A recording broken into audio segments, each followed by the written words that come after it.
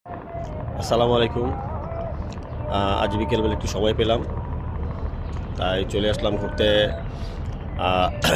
নবীগঞ্জ ঘাটে। ওইখান থেকে চলে আসলাম বিআরডব্লিউটি এর ইকো পার্ক। এখন আছি এটা শীতলক্ষা বেড়িবাঁধ। এই যে খুব প্রাকৃতিক পরিবেশ, ওখানে শীতলক্ষা নদী। ওই আমার পিছনে যে ফ্যাক্টরিটা দেখতে পাচ্ছেন ওই যে আকিস গ্রুপের ফ্যাক্টরি, আকিস এসেনশিয়াল।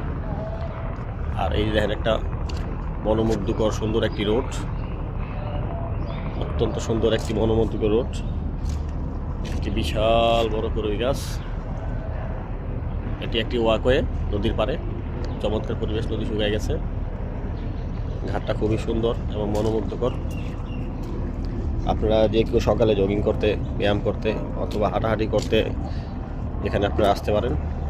জায়গাটা সকালে এবং বিকালের জন্য খুব একটা পারফেক্ট জায়গা, চমৎকার একটি জায়গা। হাতে সময় পেলাম তাই করতে এলাম। আশেপাশের বন্ধুদের যারা আছেন নবীগঞ্জে বন্দর নারায়ণগঞ্জের আশেপাশে সবাইকে আমার আন্তরিক ধন্যবাদ, সালাম জানাই।